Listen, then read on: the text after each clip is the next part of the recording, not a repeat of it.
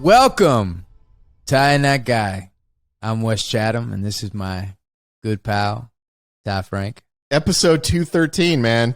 End of the second season, the big finale. And I was telling Clint this earlier before you showed up.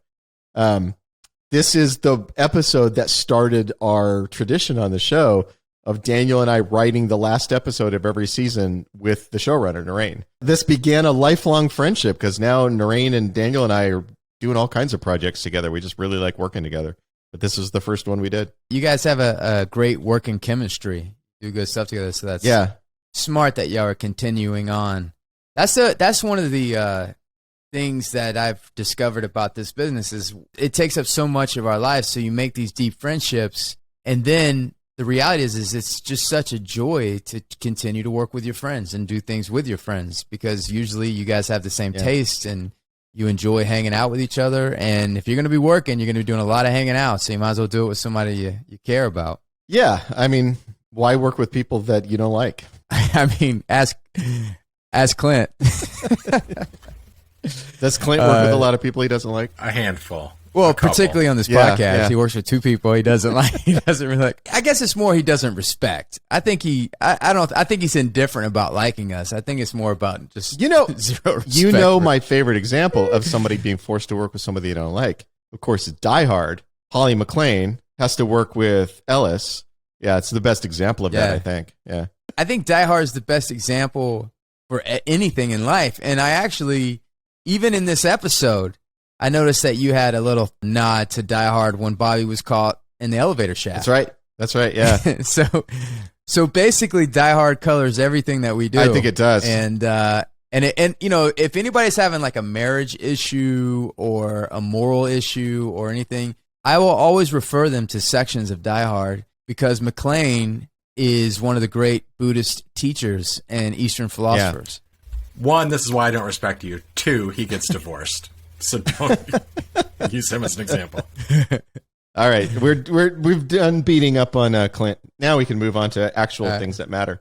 So this episode was written by us and Narain, but it was directed by Tor. Forgive me if I mispronounce his last name, Freudenthal, who did 2 episodes this season. No, he only did 1, right? He did 1 this season, and then he did 2 in season 3. That's right. When we had these odd-numbered seasons where there were 13 episodes, we shoot the show in 2-episode blocks. So there would be 1 episode at the end of the season that was not a full block. And so we brought Tor in to do that 1 episode. And then next season he did a full block. Oh, yeah. Yeah, that's right. There's 3 big movements in this season 2 finale. You have the Rossi crew and Prax trying to figure out how to get that Protomolecule monster out of their hangar bay. Then you have Avasarala and Courtyard and Bobby having to escape. And then you have the Arbogast making the decision to go down and take a closer look at the Protomolecule. And I had a feeling that wasn't going to end up good. And on that storyline, I wore my Savage Industries shirt in honor of that story. Yeah. And that cameo. That's what I'm saying. Savage. Yeah. Yeah, and I totally believed him. Maybe he's got more cameos in his future. Although he does bite the dust in this one, right? I guess he can come back as a Protomolecule monster. Or he can come back as his own twin brother. Have you ever seen him? Have you ever seen him? His YouTube clips of him working in his garage and creating things and building. Yeah, I've hung out in that garage. It's like he works so fast. Yeah, you know, because look, I'm always in the garage. I'm always like, you know, putting things together. I'm so slow. I'm just such a slow kind of. I'm usually daydreaming and drawing, taking my time. He's just like da da da da da. He's got this energy, man. He just thinks so quick, and he's building, and he's cutting, and trying this, and panning the thing, and his tools are all right there, and everything. Well, I think so. He is a guy who plans, but I think he's one of those guys who's planning all the time. So it seems like he's just doing it off the cuff when he's in there, but he's probably been thinking about that design in his head and figuring it out for days or even weeks before. Like if he's like you, if you're out to dinner with him, like part of him is paying attention to dinner and conversation, but you can tell there's this other thing always going on. I think he's always got like some project he's like mulling. So for you in the audience, if you ever hang out with Wes, there's going to be a moment when you're sitting there talking to him and he's going to do this. and he's just gone. Like, I don't know where he goes. His brain goes somewhere else. And then he'll come back eventually, but he won't have heard anything you said after that. Like, it's so funny you say that, because when I was growing up, and I still to this day want to resist that. I want to say that's not true. I'm always tuned in. But my mother and my sister used to always say that. They used to call it Wes's World, like Wes has gone to Wes's World, and I would always deny it. But until I started seeing videos of myself, like if I watch a video of myself in an interview or watch it, like I totally just zone out to another planet or another thing. Do I ever do it? And the thing is, I am completely unaware of it. I just know that after the conversation, people are like, "Hey, you okay? Where were you?" You kind of zoned out. And I'm like, "No, I wasn't. It's right here the whole time. What happened?" So hopefully, I haven't done it during this podcast. Not yet.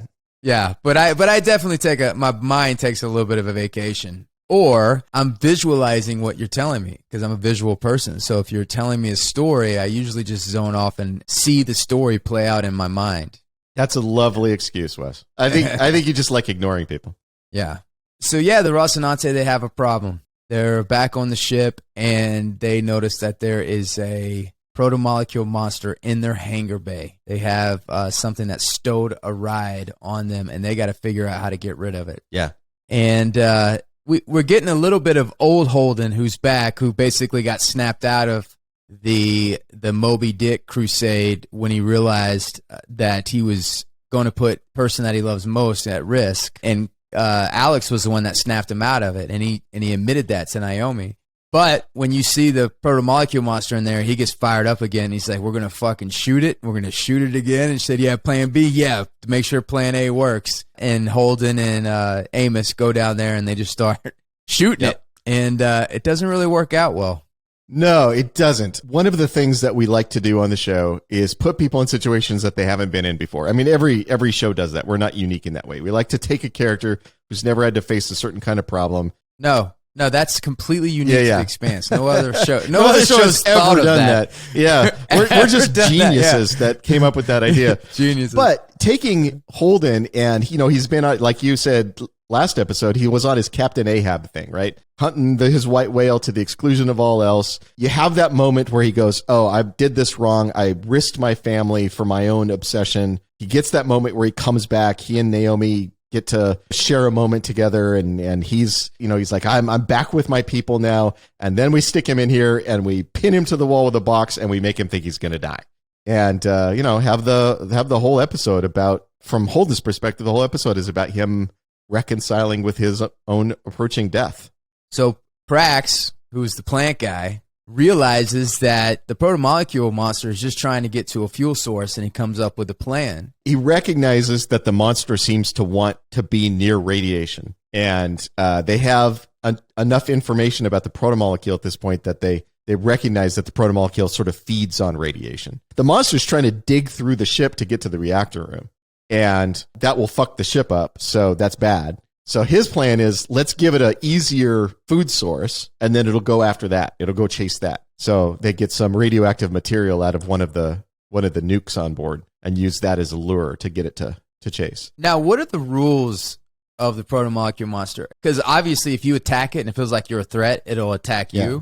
But as soon as it felt like the threat wasn't there, it stopped attacking. Well, now, keep in mind, they had a device in the protomolecule monsters that gave them some amount of control over what the monster did. But the very first thing that happens when Holden and Amos confront the monster is it tears that device out of its chest and throws it off the ship. So now the monster has no programming, right?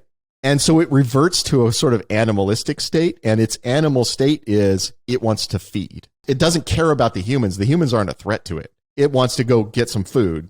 And so that's why it starts tearing its way into the reactor. I mean, if you think about, like, I don't know if you see this movie Alien, but it's a pretty good movie. There's a scene in Alien at the end when who's in it? Sigourney Weaver, Yaphet Kotto. Yeah, never heard of it. Anyway, there's a scene at the end where Ripley has escaped from the ship, and she's on the smaller ship, the shuttle, and she thinks she's gotten away, and she looks over, and the alien is just curled up under some pipes, just a few feet to her left. And it's not attacking her because it doesn't need to at that point, right? It's just hanging out. It's like, I got away from the ship that was going to blow up. I'm on this nice shuttle. I'm just going to chill here, see what the situation is. And it doesn't get mad until she starts blasting it with steam. Right. Like it's just hanging out. It's like stretching. You like watch it's just stretching and relaxing and yeah. I thought that it wasn't going to kill its food yet because it knew it had a long flight. Yeah, I wanted to keep the food fresh. That could be. Or like that could be. It was like, look, this is going to be a long flight, so I got to save this meal over here until I absolutely need it, that cat is going to barely be a snack. So, so Prax and Naomi come up with this plan, but before they do that, Holden says his goodbyes to Naomi, and it was kind of comforting because we talked about this earlier about Holden being Ahab mode, but the saying goodbye, you kind of see old Holden coming back, and he's being awakened by the fact that Naomi almost was killed when he was out hunting his protomolecule monster, and also the fact that now he's dying. And he says something that's interesting. He's like, I've been on the other side of this conversation before, and he's referring back to season 1. And so I want to be able to say everything, because we still don't know what Ade was telling him. And that haunts him. So a lot of people have asked me, like, what was it Ade was about to say? And I think we've talked about this earlier in the podcast, is not getting to know what she was about to say is the point of that scene. That when somebody dies, when somebody's removed from your life, there are things left unsaid that now will never be said. And that's the haunting thing about losing somebody. And this is a moment where Holden reveals he's still haunted by that. Like that's still a thing that he thinks about, that she was trying to tell him something and she didn't have time to tell him. And because he's had that moment, he wants to make sure that he's going to say the thing he wants to say before he potentially dies. If Ade never dies, does Holden and Ade have a future? No, she was dumping him, dude. Like even in that first episode, she was like, "You're getting too clingy, Holden. This was a casual thing for me, And I was kind of thinking, like, okay, Holden, like she was dumping you anyway, like it's but even if somebody's dumping you, you don't want them to die. Well. So they go out on the spaceship, and he basically has the radiation. What is he holding? The radiation thing in his hand? It's the fuel, the nuclear fuel for the bomb. Yeah, so he has the nuclear fuel. It attracts Protomolecule monster. It's running towards Prax. Prax can't help but think maybe this might be May. And Naomi and Holden and Amos like, throw the fucking thing, throw it! And then he throws it, and Protomolecule goes up after it last minute. Now, wouldn't it be interesting if there was something... If it was May, if that was like, if he did it last minute, and it's like you see, like it had May's backpack on or something like that, like something where it was May, and you'd be like, spoiler alert, it was May. That's what no, it wasn't, because at the end when they do the you just want poor Prax to suffer great psychic pain. Listen, the episode ends with hope. It does. And it ends with May being, is that a Raiders of the Lost Ark throwback nod when he puts her in that capsule and it goes off and then it pulls back to reveal all the capsules and he's whistling, like the guy's whistling in Raiders of the Lost Ark when he's cleaning up and it goes back and you see all the boxes. I mean, not deliberately, but I mean, certainly everybody who worked on that show or worked on our show has watched Raiders of the Lost Ark many times, so I'm sure that's in our subconscious somewhere. Oh man, that's so disappointing. I thought that was a full-on it has to be. You have to ask Narain about that. All right. It has to be. I mean, and maybe for Narain it was. Maybe Narain was consciously thinking of that. I know I wasn't until I watched it. The reason why it has to be is because he's whistling. And then the camera pulls back and you see how big it is and how many kids are there. And that's exactly what happens in Lost Ark. And so if he wasn't whistling, but no, he's whistling. So for sure it has to. Okay. I believe you. We'll have to ask Narain. We have to ask Narain. We'll have that answer to our dear 3 listeners when we get back. We feel when you have a group of 3 listeners, we just feel so. You don't want to disappoint them. We just feel like we're too friends. You don't want to disappoint. Yeah, there's only them. 3 left. We can't be disappointing at this point. We should invite them over for dinner. Have dinner with our 3 listeners. Have like just a dinner appreciation of them sticking with us and just having like a potluck or something like that. You heard it, guys. All 3 of you listening right now, you are all invited to Wes's house. Yes, with Ty and Clint and Joseph. Please let me know which dish you would like me to prepare. Then I thought it was a pretty nice little twist at the end when Naomi reveals to the Rossi crew that not only did she not get rid of the protomolecule, she gave it to Fred Johnson because Earth has it, Mars have it, and then the fucking Belters need to have it. But Fred Johnson's an interesting choice because he's not a Belter. No, but he is a leader of the Belters. And I think we've talked about this before. You brought it up before that Fred seems to be like the one honorable man, right? In the whole Expanse. Like he's the one honorable guy. And I think what's interesting about Naomi's Choice is that she started out the most opposed to going to him. She was the one on the ship in season 1. She was like, we are not going to Tycho. That guy is a murderer. Fuck him. And now she's spent some time with him. She's seen him interacting with the Belters on the station. And now she's kind of on the Fred train. She's like, maybe he actually is a good guy. Maybe he's the right person to give this to. So yeah, she's gone through a little bit of a transformation in her relationship to him too. Now, but what this does, of course, and it sets it up for next season, is it really throws a monkey wrench into her relationship with Amos. Yeah. This moment here. Did you say that she wanted to ride the Fred train? Yeah. Okay. So now we're getting to Avasarala's escape. I really enjoy Courtyard and Avasarala in this episode. Yeah, they're great together. They made me laugh out loud a couple times. And what I think is really interesting about this episode and these scenes with her in Courtyard is that I don't think I've ever seen Avasarala out of control or not being in the power position. Yeah. And this is the one time that I saw her not in the power position, not making the decisions, kind of out of her element. And it was more in Cortazar and Draper's element. Well, but except that, she still finds moments to assert her authority. Like that moment when she makes the guy get her the memory from the comm system. You know, like she's doing that over everybody else's objections, but she just does it anyway. When? What are you talking about? When she gets the comm buffer. So you should watch the show. There's some cool moments in it. I have no memory of this. Yeah, it's the scene where Bobby's in her armor, but she steps on the trap where it's like electrical cables on the floor, and it shocks her suit and knocks her suit out for a moment. That's in the control room of the ship, and Avasarala is like, "Get me the comm buffer from the control room," because she knows that message from Ehrenreich will be stored on there.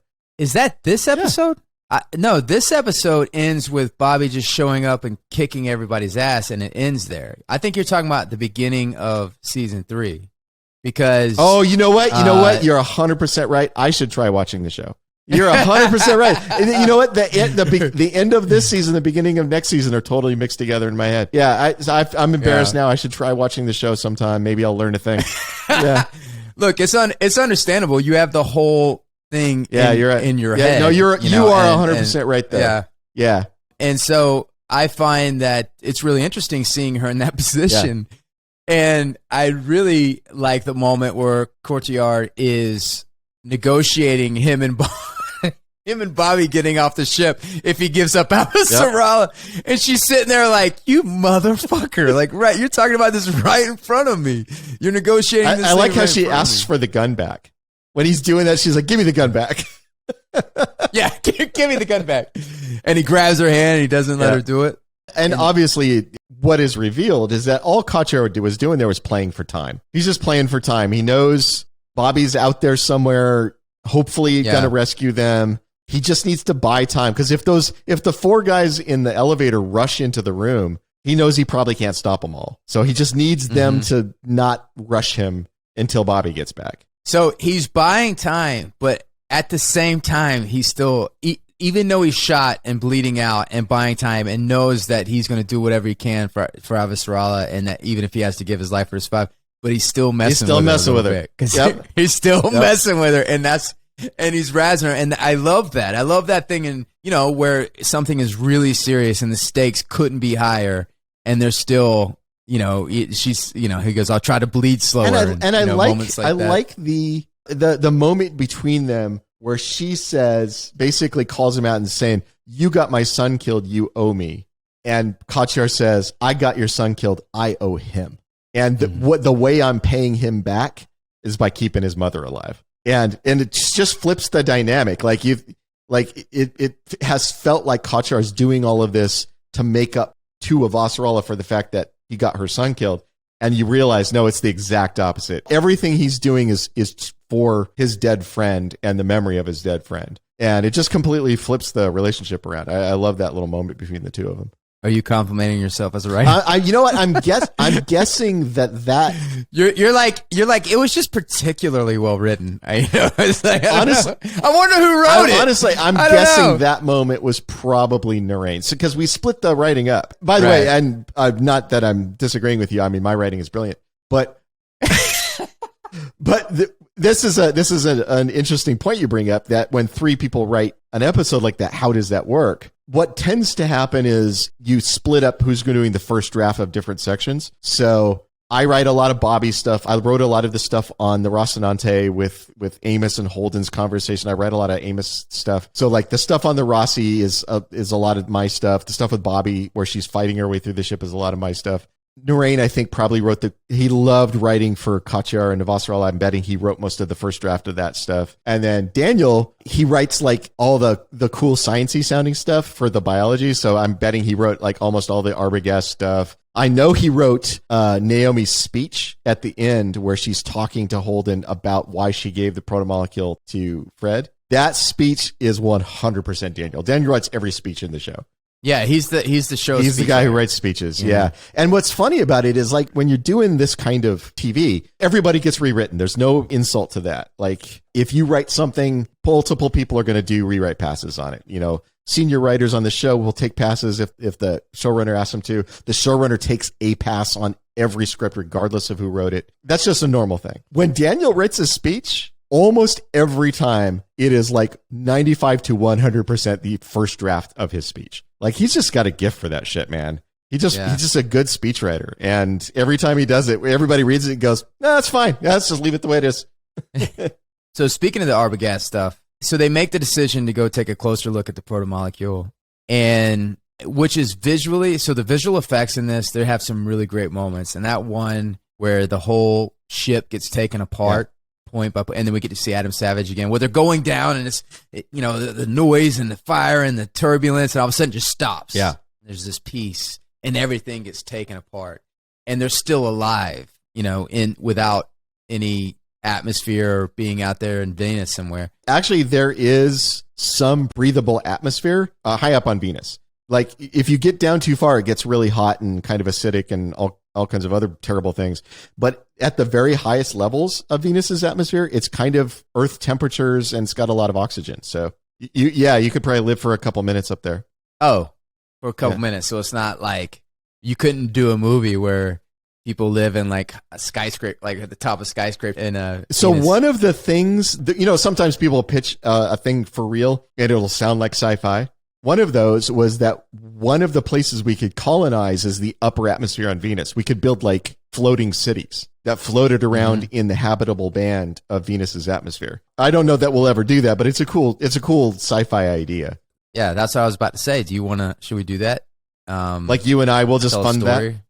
Or no, you're talking about writing the story. Not in real. Yeah, writing a story about the living in the sweet spot in Venus. And if you fall off, if you trip and fall off the edge, it's a shitty fall. But that is, so, you were talking about the visual effect where the ship gets pulled apart. That is a great one. But honestly, my favorite effect in that whole episode is where the Arbogast unfurls its balloons. Where as it's dropping, it pops those balloons out because it's going to like float around in the atmosphere. It's cool because it's cool looking. It's like a really interesting looking effect. And the other thing I like about it is that's really what you would do, is you would have that flotation system so that you could float around in the upper atmosphere of Venus. The ship would have been built to do that. I love that combination of like cool visual effect plus realistic kind of scientific thing. I love the moment with the scientist, the main scientist that was working with Avasarala. What was his name again? Turbe. I love the moment where everything comes apart and you see the expression on his face, and he almost there's an excitement and a peace. It's wonder. Him. He's looking around in wonder. And what I love about that is even though he knows he's about to die, it's almost like this moment is what his whole life has been about. And just to see a glimpse of this thing that he's always theorized and always wondered about, and just to see a glimpse is worth it, and it makes his life meaningful. And he accepts it, in that moment. I think there are many people who are explorers on the edge of human experience. The the first people to climb Everest, when James Cameron went down in the Marianas Trench in a little submarine, astronauts like, Buzz Aldrin. I think when you're at the edge of human experience in your exploration, I think all of those people go into it knowing that they might trade their lives to see something no human has ever seen before. And I think most of them go into it accepting that like, if I trade my life to have this moment no other human has ever had, I accept that trade. I think a Turbe is one of those guys. I think if you had told him you could die, but you're going to get proof that the universe is bigger and more exotic than we ever thought, you're going to get proof that there's alien intelligences, but you're going to be risking your life to do it, I think he would have signed up in a second. Like that's what he wanted. So yeah, I mean, I think he has that moment of like, I think you're 100% right. He has that moment of this made it all worthwhile. This moment right here. Now, is it true? Because Draper ends up coming and saving the day within her Goliath suit. And in season 6, we get to see that Goliath suit in action. I heard, and I don't think I've spoke with you about this, is that you guys wanted a bigger showcase for the Goliath suit at the end, but just in terms of timing and cut and everything, it didn't get to do it. And so all of that desire got put into season 6, where we get to see some ass-kicking Goliaths. We get to see the limits of the Goliath suit. And she loses, in the course of the show, she loses the Goliath suit she has in this episode of the show, but she gets that other one that she buys on Mars in season 5, and it's the cool all black one. I love that all black suit. The all black Goliath suit is just, it looks like a machine. This machine kills motherfuckers. And So is it true? What's that? What I said, is it true what I just said? Well, obviously, yeah, we wanted more of a showcase, and when we had time to plan for it and put some stuff in, of course.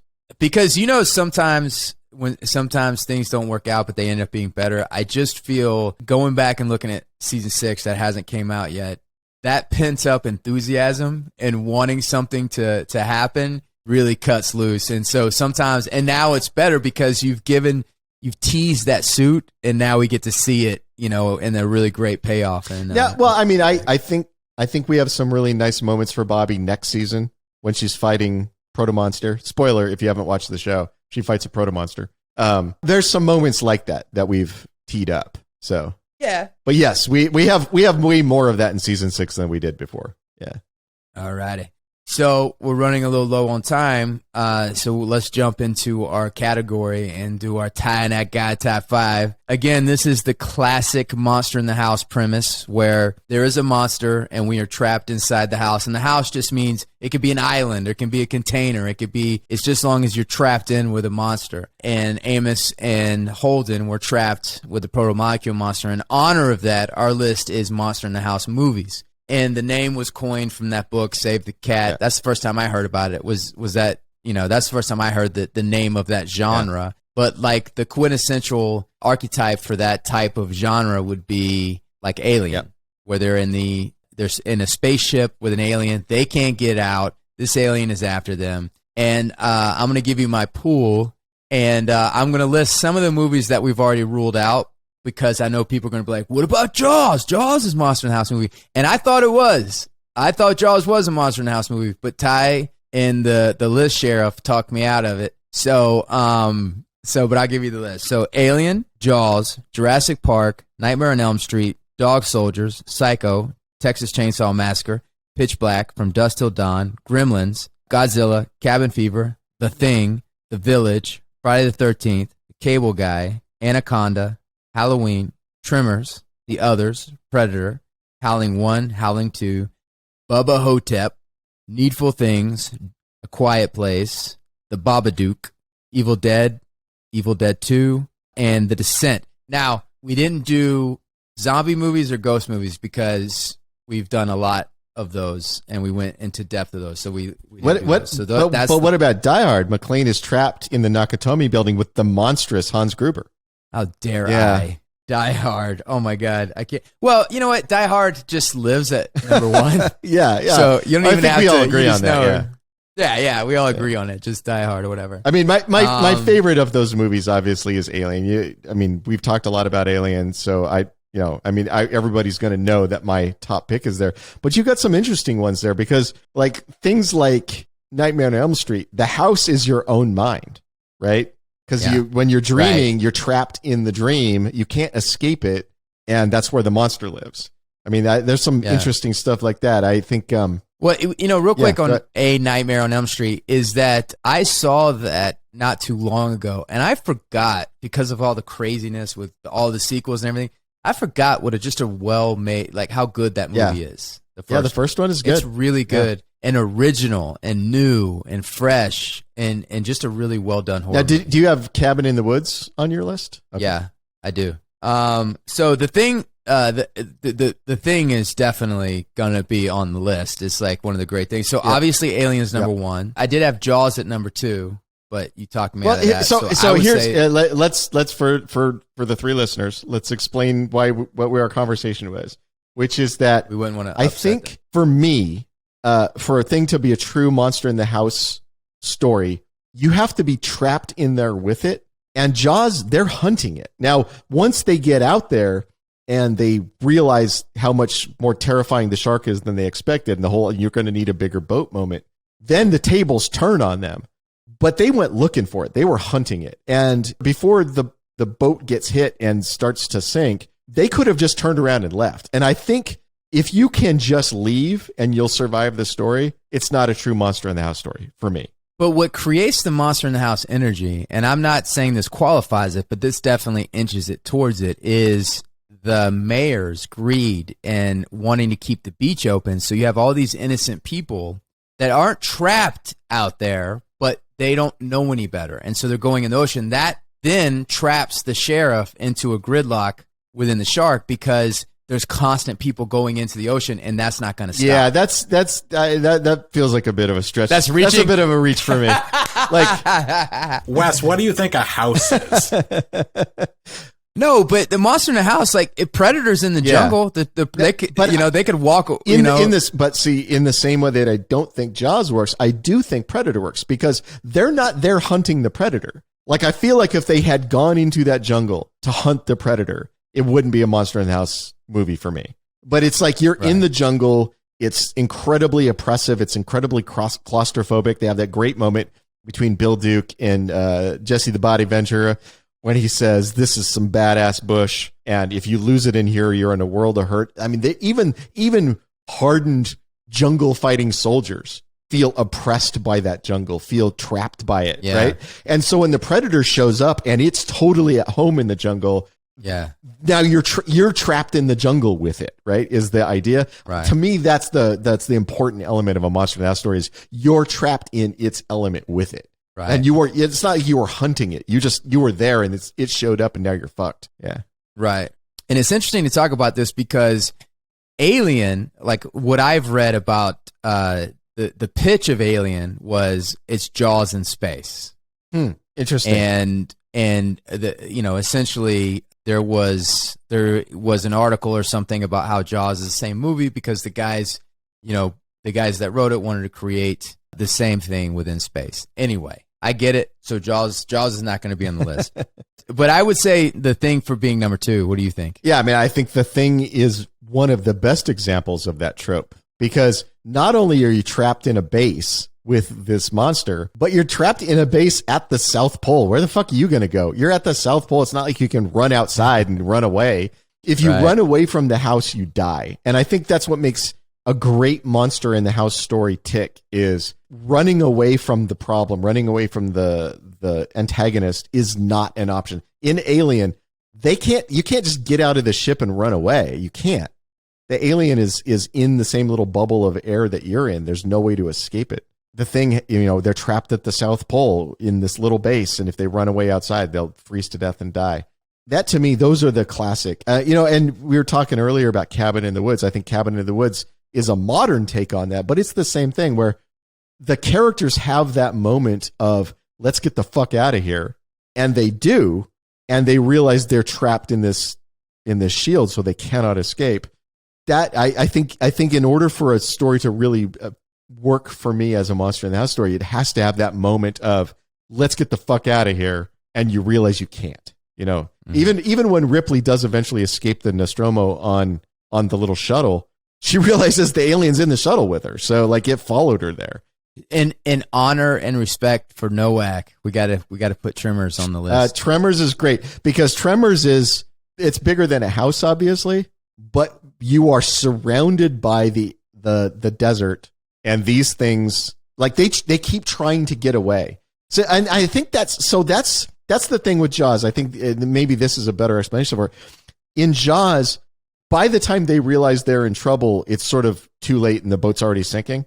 They never try to get away. But could they get away? Well, if they got out there, they shot the thing with the harpoon. It started to pull the floats underwater, and they go, "Oh, you're going to need a bigger boat." If they had immediately turned the boat around and went back to shore, they would have lived. They would have got away. So no, here's the thing. Obviously, you haven't watched Shark Week because so a natural shark within its habitat. So they're going out to hunt a specific shark. Do you know how hard that is to go out and find one specific shark in the whole ocean? Yeah, but it's the biggest shark that has ever lived, so, you know.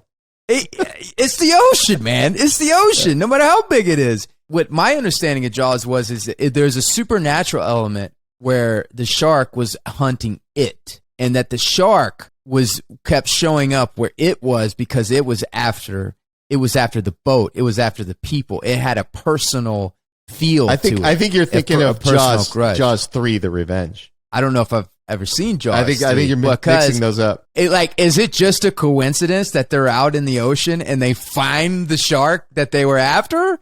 Or was there a supernatural element where the shark was after them?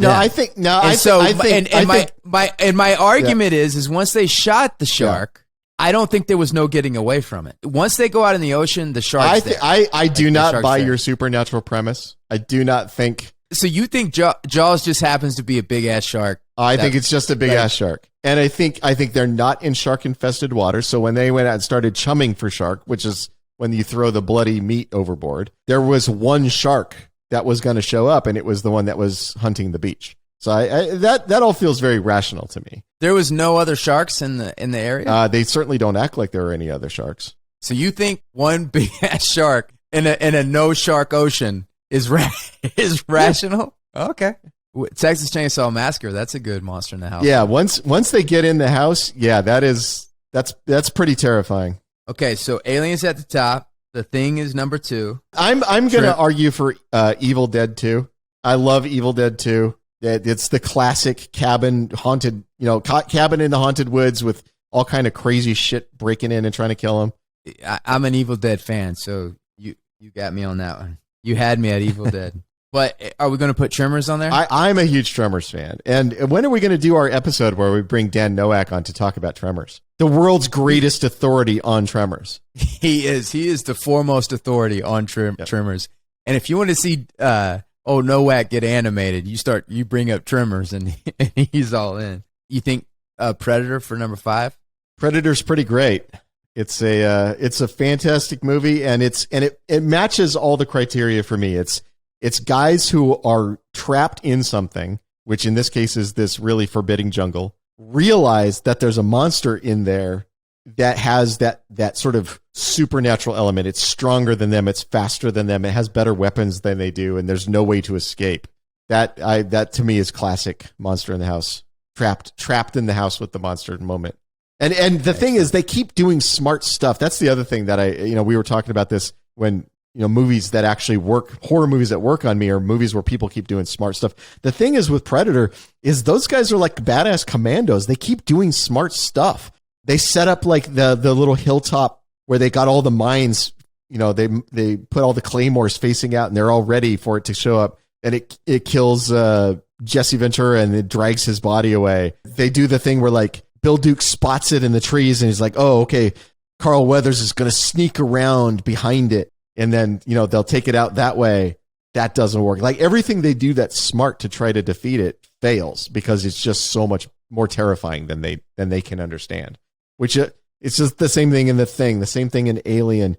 That moment of this thing is far more terrifying than we comprehended when we first started fighting with it. Do you think that Predator was on more steroids than the cast of Predator?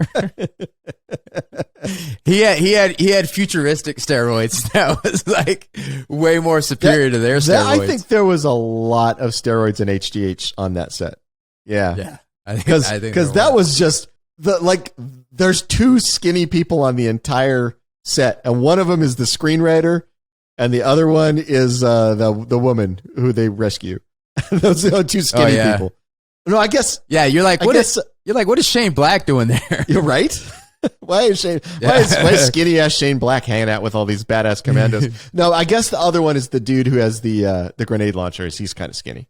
Yeah. Oh yeah. It was that great moment, like, you're bleeding. I ain't got time to bleed. Oh, do you have time to duck? Yeah. You've been pushing pencils too long, Dylan. Yeah. All right, so we got Alien, The Thing, Evil Dead 2, Tremors, and Predator. We happy with that list? That's a pretty good list. I mean, the special mentions for I thought Cabin in the Woods was a really well done.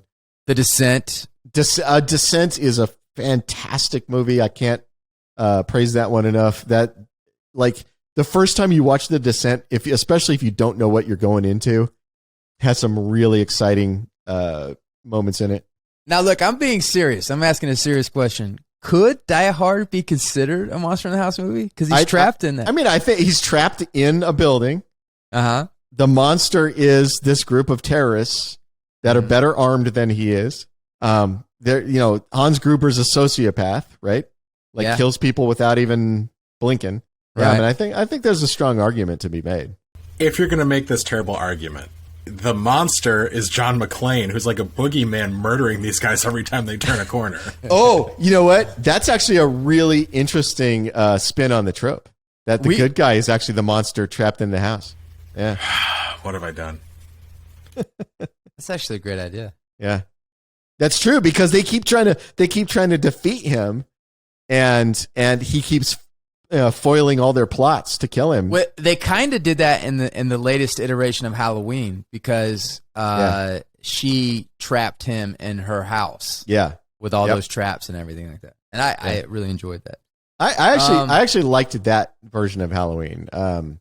I thought it was well done. I hated Rob Zombie's Halloween. Hated it with a passion.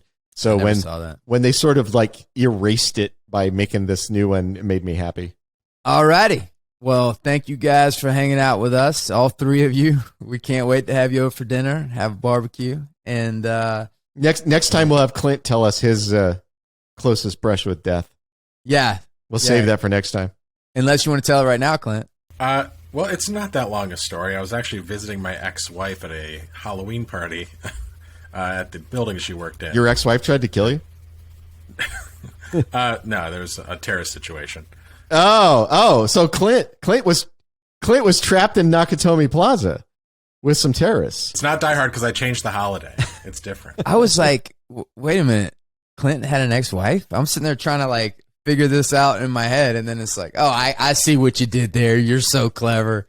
All right, say goodbye, Ty. Goodbye, Ty.